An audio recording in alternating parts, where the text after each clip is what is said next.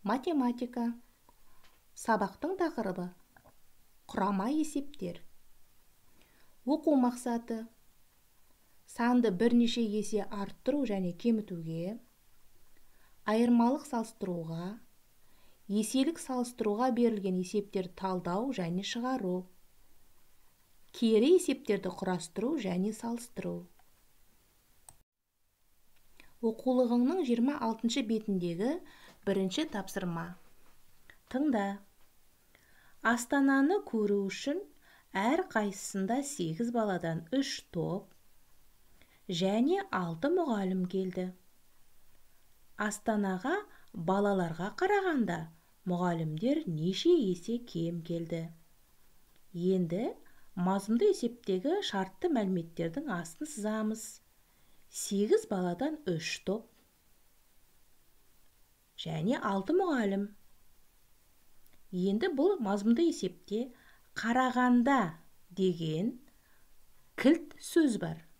Бұл өткен сабақта біздің үйренгеніміз бойынша екі нақты мәліметті салыстырмалы түрде бір-бірінен неше есе кем екенін сұрап тұр. Яғни 6 мұғалімнің балалардан неше есе кем екенін сұрайды. Алдымен 3 топтағы балалар санын табайық. 3 топ бар екен, әр қайсысында 8 баладан. Демек, 8-ді 3-ге көбейтеміз. 24 бала болды. Енді салыстырмалы түрде сұраған уақытта есе кем деген сөзге сүйене отырып, не істеуіміз керек? Үлкен санды кіші санға бөлуіміз керек. 24 бала санын 6 мұғалім санына бөлеміз. 4 шықты. Жауабы мұғалімдер балалардан 4 есе кем келген. Дәптеріңе мұқият жазып ал. Екінші тапсырма А бөлімі. Тыңда. Қаланы аралауға бірінші күні 3 сағат уақыт кетті. Ал екінші күні бірінші күнге қарағанда 2 есе артық уақыт кетті. Қонақтар 2 күнде барлығы неше сағат қала аралады? Мазмұнды есептегі шартты мәліметтердің астын сызамыз. Бірінші күні 3 сағат. Екінші күні 2 есе артық уақыт. Бұны белгісіз болғандықтан өтір қойып сұрақ белгісін қоямыз. Енді барлығы неше сағат қала аралады деген сұраққа жауап беруіміз керек. 2 сұрақ пайда болды. Демек, сен шешуіне 2 өрнек жазасың. Барлығы деген кілт сөзде не істейміз? Есіңе түсір. Шешуін жаз, жауабын жаз.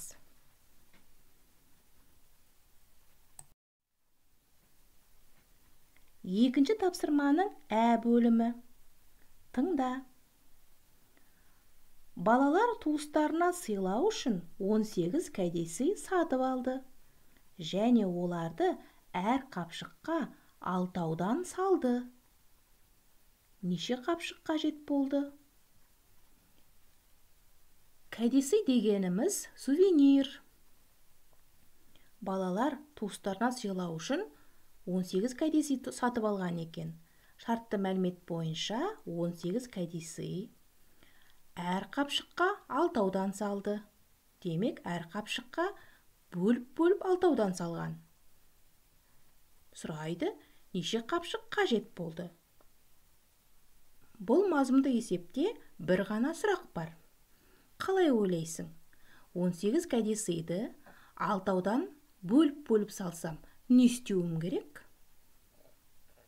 Шешуін жаз, жауабын жаз.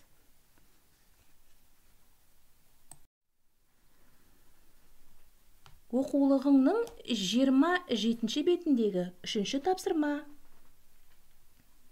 Тыңда. Астанадағы саябаққа әр қайсысында 8-ден 3 қатар қайың және әр қайсысында 4-ден 2 қатар шырша көшеттері отырғызылды. Қандай көшеттер артық және неше есе артық отырғызылды? Санды мәліметтердің астын сызамыз. 8-ден 3 қатар қайың. Келесі 4-ден 2 қатар шырша. Сұрайды, салыстырмалы түрде қайсысы неше есе артық дейді. Алдымен шартына қарайық. 8-ден 3 қатар қайыңды білеміз бе? Жоқ, бір сұрақ белгісі. 4-ден 2 қатар шыршаны білеміз бе? Жоқ, тағы да сұрақ белгісі. Және қайсысы неше есе артық деген 3 сұрақ белгісі бар. Демек, сен шешуіне 3 өрнек жазуың керек. 8-ден 3 қатар дегеніміз 3 қатар 8, 8, 8. Ал 4-ден 2 қатар дегеніміз 2 қатар бар 4, 4. Енді ойлан, не істеуің керек? 3 сұраққа жауап бер. 3 өрнек жазасың. Шешуін есепте, жауабын жаз.